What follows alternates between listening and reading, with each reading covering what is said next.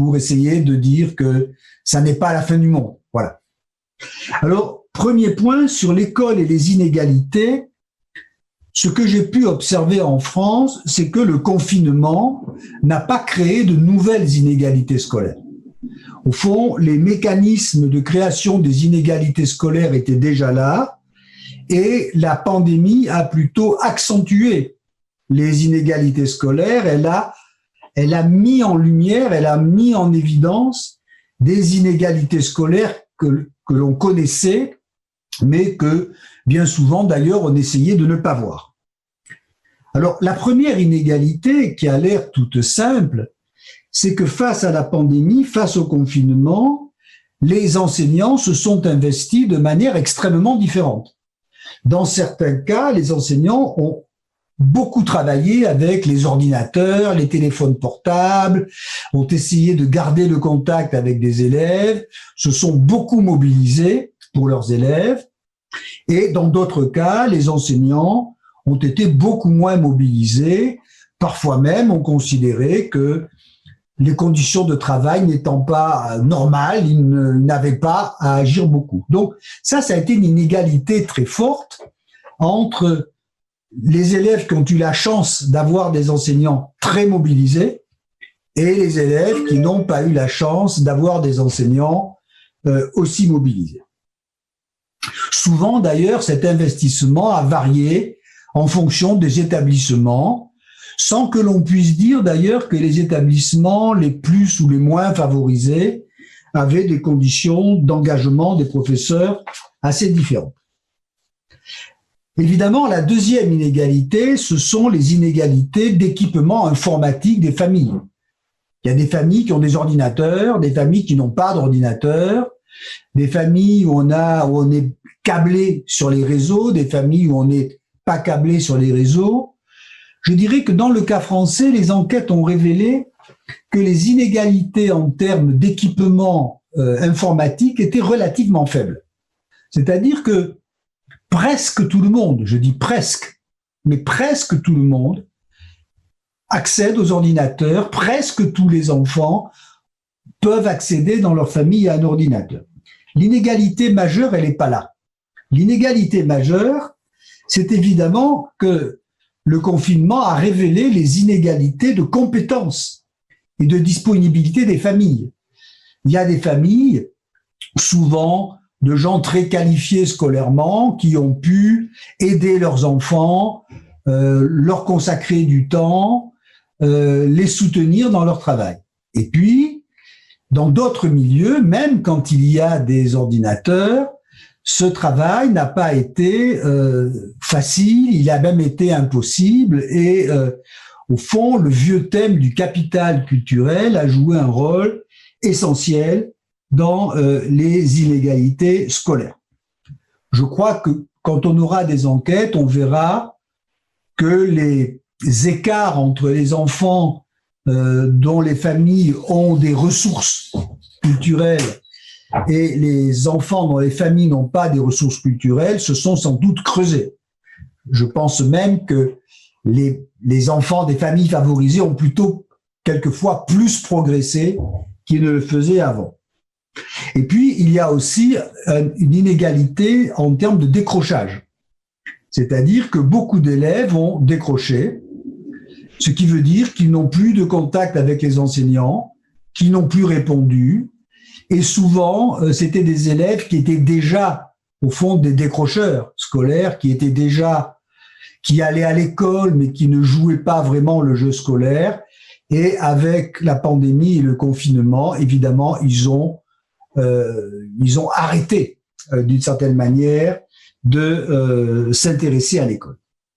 Donc, la première inégalité qui apparaît, c'est pas une inégalité nouvelle, mais c'était des inégalités que les sociologues connaissaient bien, mais qui étaient des inégalités un peu cachées, des inégalités qu'on faisait semblant de ne pas voir, des inégalités qui tenaient à l'engagement des enseignants, des inégalités qui tenaient à la mobilisation des équipes éducatives, des inégalités qui tenaient à la disponibilité et à l'engagement des parents.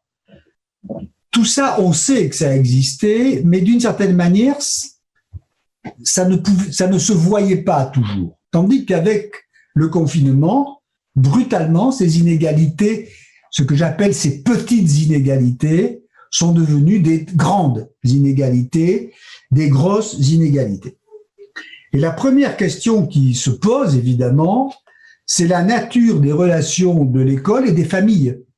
Parce qu'on s'est aperçu que souvent, en tout cas en France, l'école transférait une partie de son travail sur les familles, en disant aux parents, il faut aider vos enfants à faire leurs devoirs, il faut les aider à faire des exercices. Et on fait comme si tous les parents savaient le faire. Mais en réalité, on sait bien qu'il y a des familles qui savent le faire, qui ont le temps de le faire, et d'autres qui ne le font pas, parce qu'elles n'ont pas le temps, parce qu'elles ne savent pas le faire. Et ça, on le savait, mais dans une certaine mesure, on ne voulait pas le voir.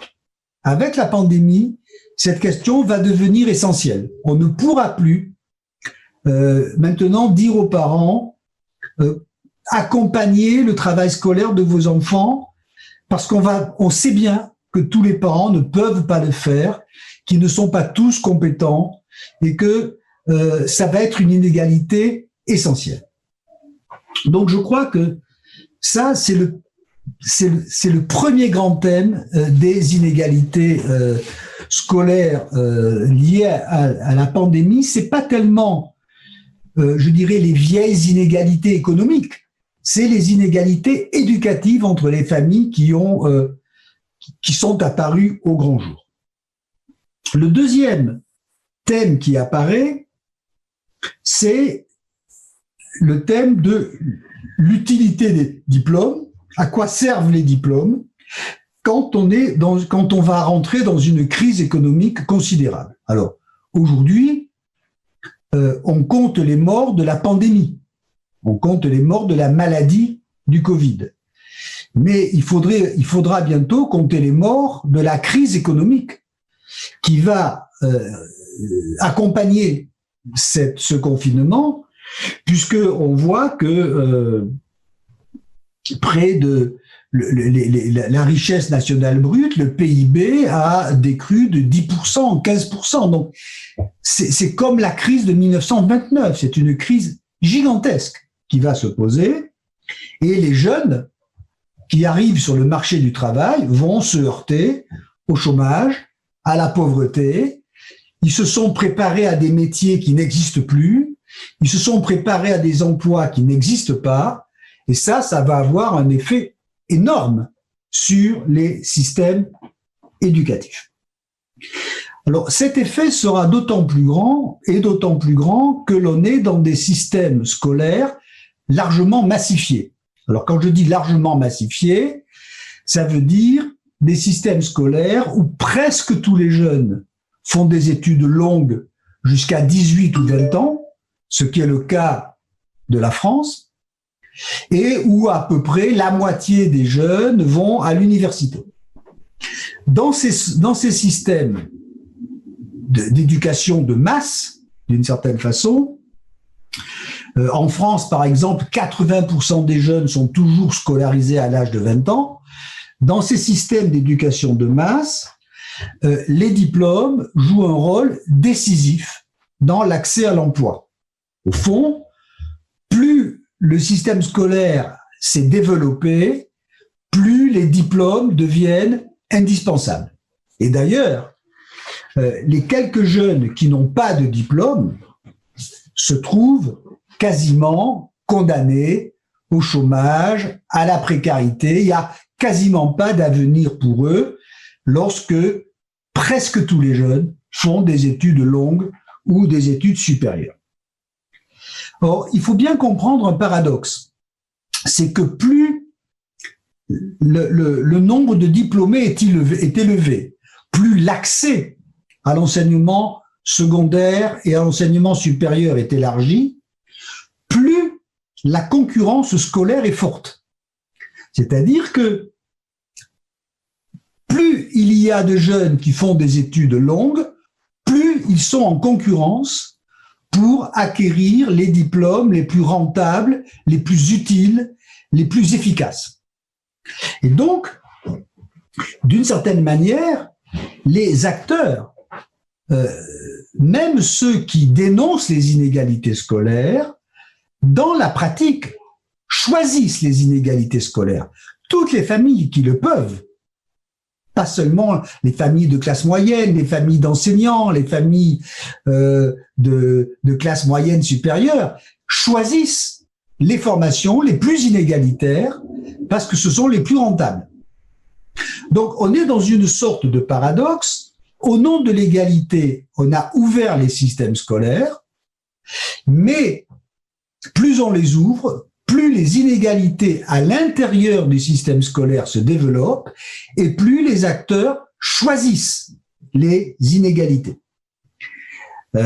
C'est un paradoxe tout à fait important et qui explique en particulier que quand on regarde la littérature mondiale sur les systèmes scolaires, en réalité, les inégalités scolaires ne se sont pas réduites tant que ça.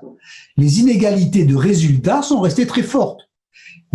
En France, les enfants d'ouvriers vont à l'université, les enfants d'employés vont à l'université, mais ils vont pas dans la même université, ils font pas les mêmes études, et ils ne sont pas à égalité des chances avec les enfants de cadres supérieurs. Donc, il y avait des inégalités qui étaient avant l'école, qui sont maintenant entrées dans l'école, et tous les acteurs jouent la carte des inégalités scolaires.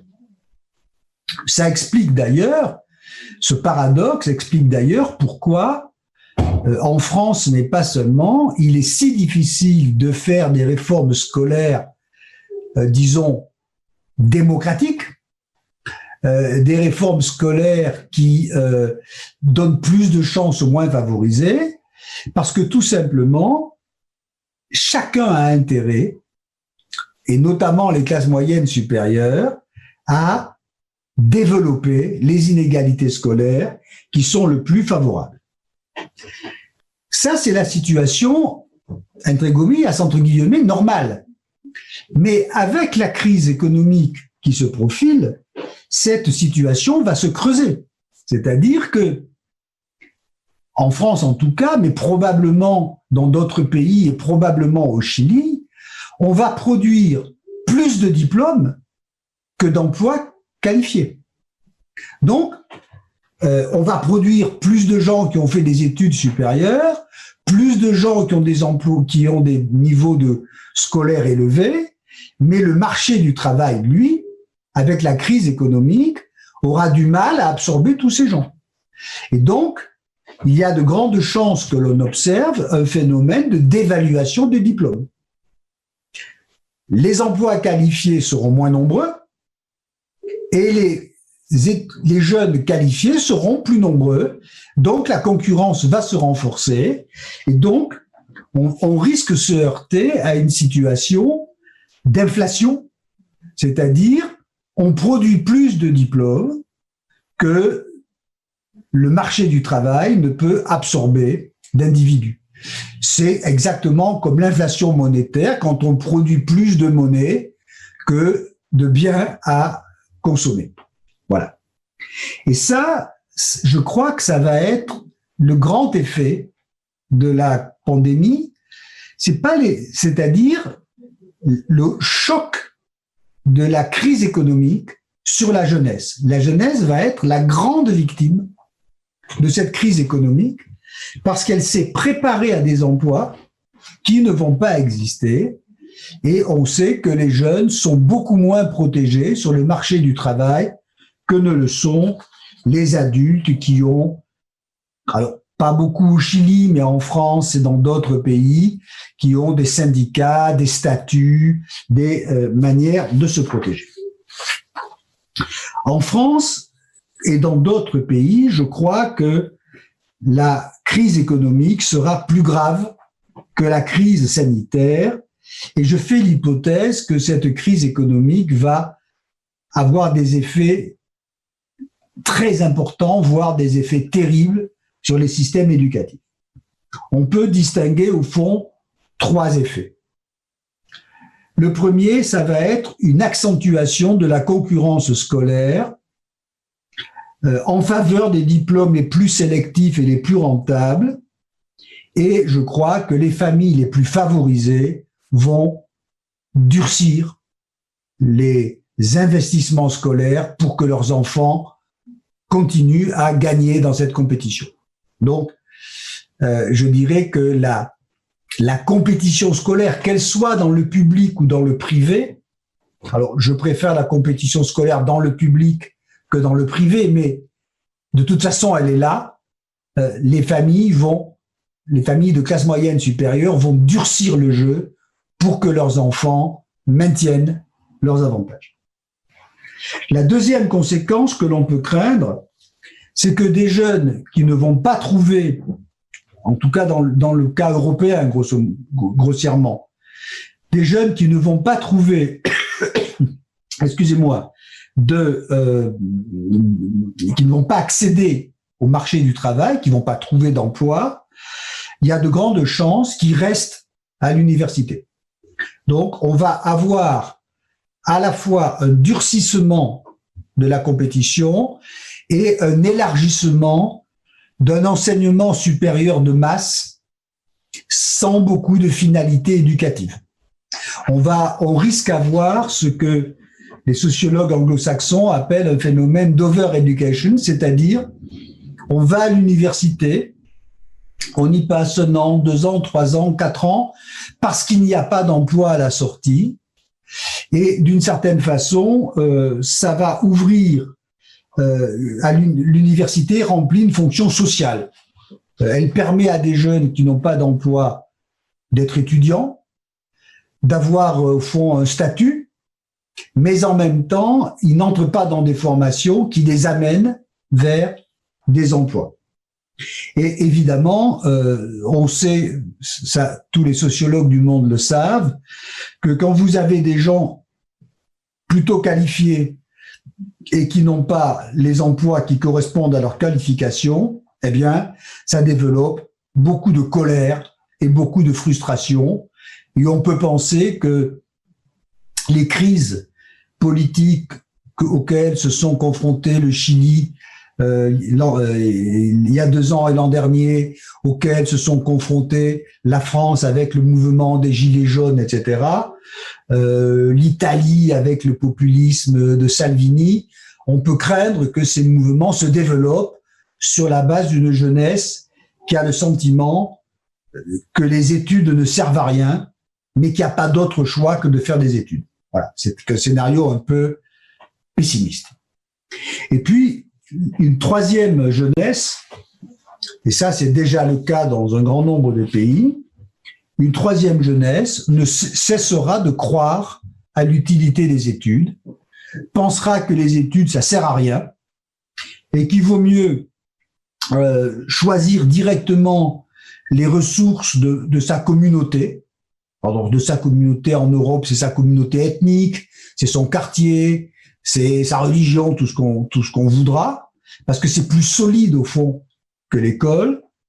Et puis cette jeunesse choisira ce que en Amérique latine on appelle le secteur informel, les emplois sans statut, sans qualification, extrêmement précaires, et d'autres choisiront probablement des carrières délinquantes ou criminelles.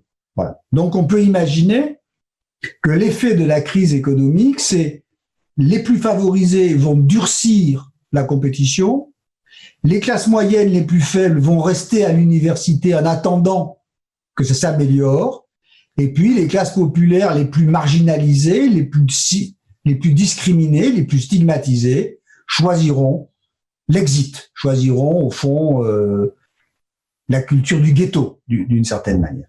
Ça, c'est un scénario qui peut se présenter et on s'aperçoit déjà que beaucoup de signes de ce scénario étaient présents dans les systèmes scolaires avant la société, avant, excusez-moi, la pandémie. Évidemment,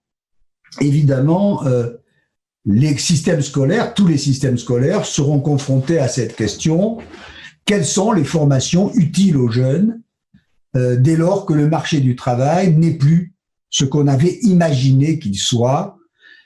Et quand vous aurez 50% de chômage chez les jeunes, ça sera très difficile. La troisième dimension des systèmes éducatifs, c'est une dimension culturelle.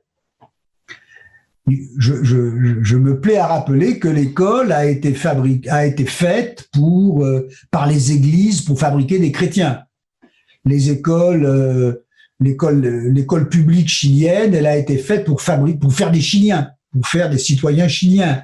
L'école française, elle a été faite pour faire des républicains. L'école américaine a été faite pour faire des citoyens démocrates américains. Enfin, toutes les écoles transmettent des valeurs, elles ont des objectifs moraux. Bon, grosso modo, aujourd'hui, dans les sociétés démocratiques, l'école veut former un sujet démocrate, raisonnable, qui croit dans la raison et dans la science, qui respecte les institutions et qui ait l'esprit critique et qui veut s'épanouir. Voilà, on veut que nos enfants soient rationnels, bien dans leur peau, s'expriment et soient confiants dans les autres. Enfin, c'est cet ensemble de valeurs démocratiques que tous les systèmes scolaires ne cessent de vendre en disant c'est ça notre véritable fonction.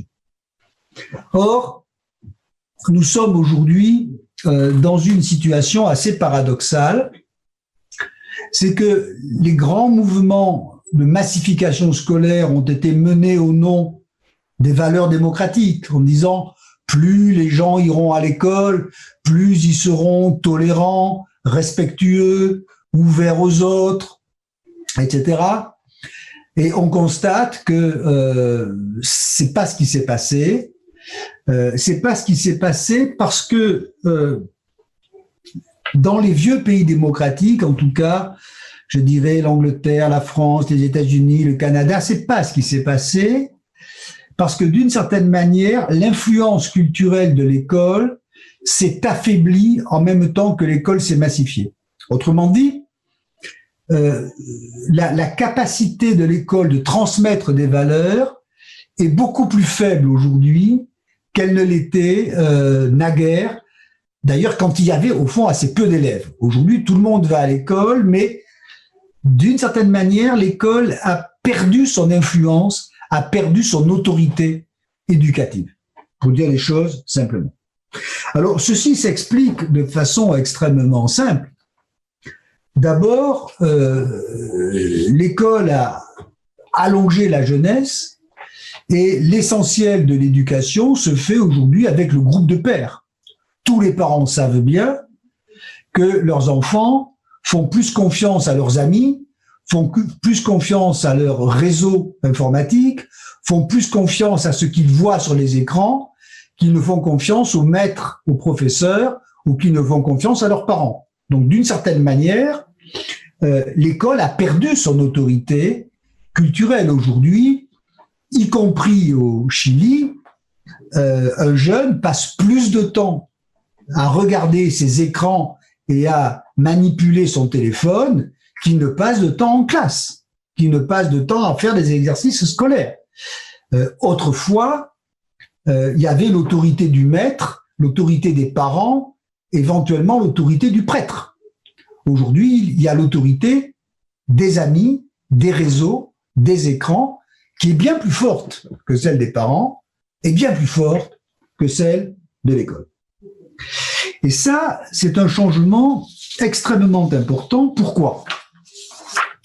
Parce que on s'est rendu compte, quand on analyse ce que pensent les élèves dans les sociétés, je répète, supposées démocratiques, riches, etc., de l'Europe occidentale et du nord de l'Amérique, eh bien, on s'aperçoit que, d'une certaine façon, les élèves, la plupart des élèves n'adhèrent pas automatiquement à ces valeurs de la démocratie, de la tolérance, du respect, de la croyance dans la science et dans la raison. On s'est rendu compte que les seuls pour lesquels l'école avait une forte influence éducative, c'était ceux qui avaient bien réussi leurs études. C'est-à-dire, dans le cas français, ceux qui ont au moins 3 ans d'études supérieures et plus. Les autres croient les mêmes choses que tout le monde. Ils croient aux fake news, ils croient à ce que dit la télévision, ils croient à ce que disent leurs écrans, ils pensent que les vaccins sont dangereux, etc. Donc, d'une certaine manière, l'école a été efficace pour ceux qui ont bien réussi. Elle cesse d'être éducative pour ceux qui n'ont pas bien réussi. Et on dit même, on observe même dans les enquêtes que les élèves qui échouent à l'école rejettent les valeurs scolaires, sont contre les valeurs de l'école. Au fond, dans le cas français, dans le cas américain, ils haïssent l'école parce que l'école les a fait échouer. Donc il y a quelque chose qui est en train de se jouer là-dedans et qui se manifeste politiquement. Si vous prenez en Europe, par exemple, les anciens électorats de gauche, dans les années 80, les électeurs de gauche, ce sont des travailleurs pas très bien payés et qui ont fait peu d'études. C'est des gens qui ont un travail fatigant, mal payé et qui n'ont pas fait d'études. Aujourd'hui, l'électorat de gauche, dans les pays, aux États-Unis, au Canada, en France, etc., l'électorat de gauche, c'est l'électorat de ceux qui ont réussi leurs études. Donc, et l'électorat, le vieil électorat de gauche populaire, lui, il a basculé vers l'abstention, vers ce qu'on appelle les partis populistes, vers l'extrême droite. Il vote Trump.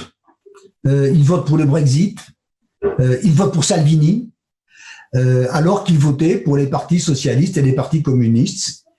Et l'électorat qui a réussi ses études, lui, eh bien, il est social, il vote pour les partis sociaux-démocrates, il vote pour les Verts, il vote pour les démocrates aux États-Unis, et il y a un clivage formidable qui s'est créé autour de l'éducation entre ceux qui ont réussi leurs études et qui, au fond, continuent à faire confiance dans le système démocratique, et ceux qui ont échoué et qui n'y croient plus et qui ne veulent plus y croire.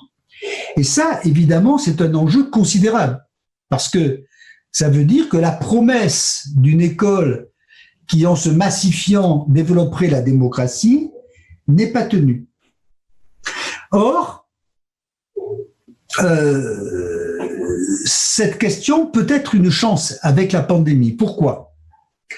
Parce que quand on demande aux jeunes français en particulier ce qui leur a manqué pendant le confinement, évidemment ce ne sont pas les cours de mathématiques, évidemment ce ne sont pas les cours de latin. Ce qui leur a manqué, c'est d'aller à l'école, c'est la vie scolaire, c'est leurs camarades, c'est de parler à des adultes. Ce qui leur a manqué, au fond, c'est que l'école éduque. Et donc, peut-être, grâce à la pandémie, va-t-on découvrir que l'éducation morale, que l'éducation démocratique a une valeur qui pourrait peut-être justifier les investissements scolaires des uns et des autres. On peut même rêver, on peut même imaginer que les enseignants ayant découvert les écrans, l'informatique, l'apprentissage par ordinateur, eh bien, considèrent que on peut faire autre chose en classe, on peut faire des Fab Labs, on peut faire du théâtre, on peut faire des débats, bref, on peut produire des individus et des citoyens.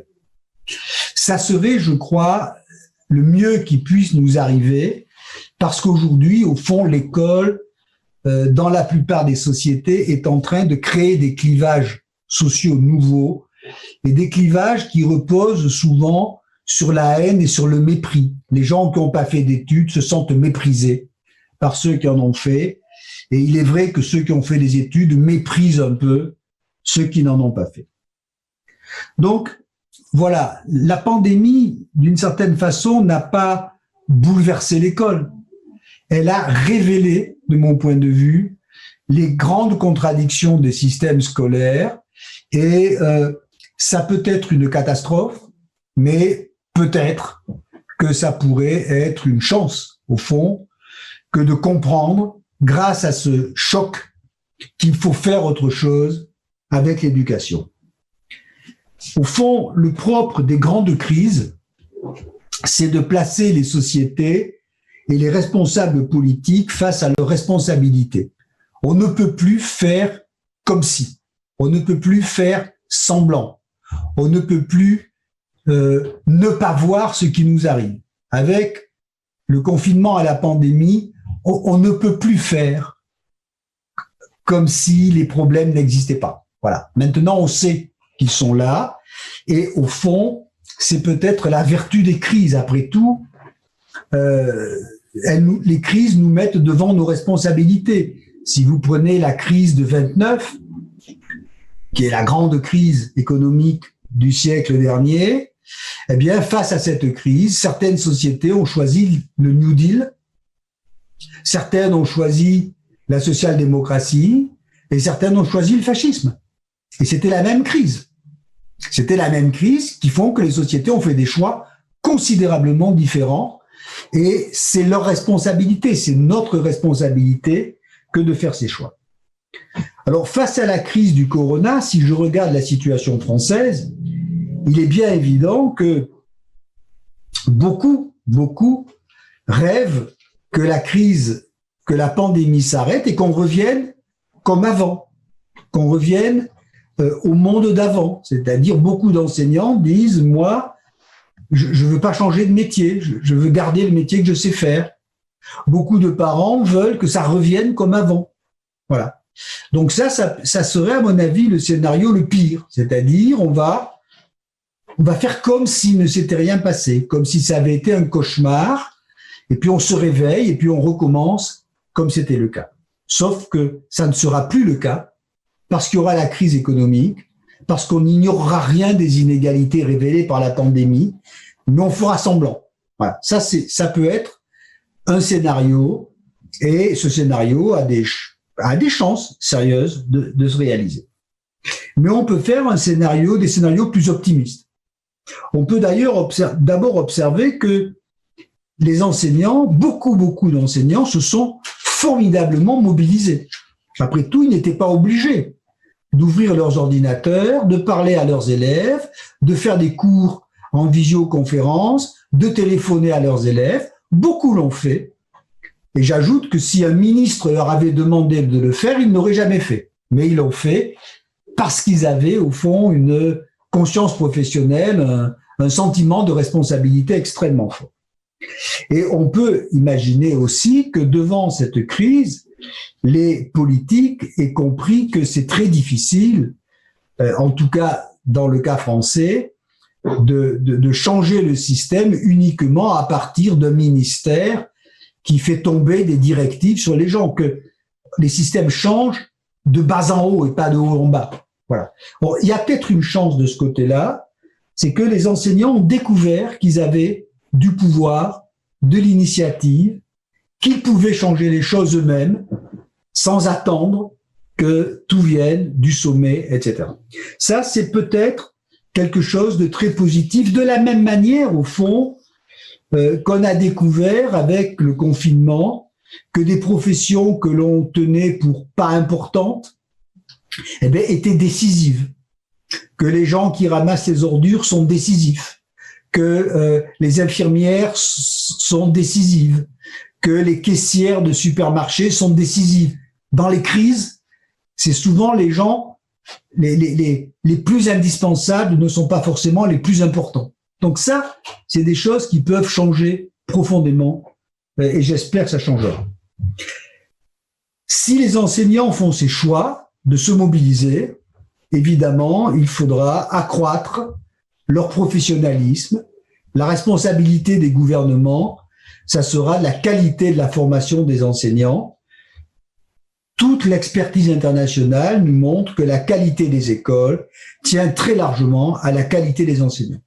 Quand les enseignants sont bien formés, bien payés, qui connaissent bien leur métier, l'école marche mieux. Donc ça, c'est quelque chose qui peut être un scénario optimiste. Autre facteur optimiste, je crois que l'école ne pourra plus ignorer les parents. Dès lors que pendant des mois et des mois, vous vous êtes adressé aux parents pour qu'ils aident leurs enfants, vous ne pourrez plus faire comme si les parents n'existaient pas. Je crois que c'est très important et que beaucoup d'enseignants ont par exemple compris que tous les enfants ne sont pas dans les mêmes conditions, que tous les enfants ont des situations particulières, et je crois que c'est très important. L'autre chose qui devra être faite, c'est évidemment travailler à l'égalité de l'offre scolaire.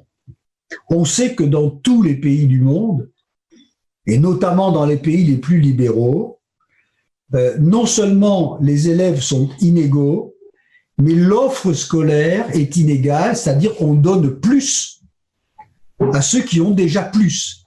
Les études des plus favorisés coûtent plus cher que les études des moins favorisés.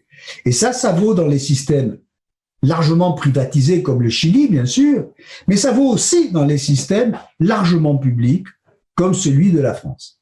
Donc là, il y a un enjeu décisif, évidemment, c'est celui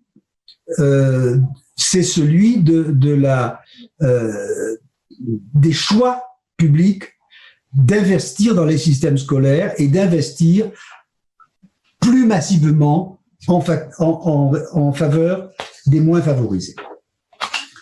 L'autre chose qui peut rendre aussi optimiste, c'est que si on découvre, et on a découvert qu'on pouvait faire beaucoup d'enseignements par l'informatique, par les écrans, etc., on va libérer du temps scolaire pour faire autre chose. Et puis la dernière chose, je crois, sur laquelle il faut insister, c'est que devant les effets de la crise économique, il faudra changer nos relations, notre système de relations entre les diplômes et les emplois.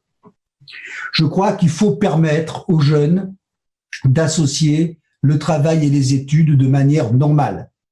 Je crois qu'il faut multiplier les formations en alternance dans l'entreprise et dans l'université. Je crois que la formation doit se faire tout au long de la vie. Il n'y a pas de raison qu'on se forme quand on est jeune et qu'on arrête après.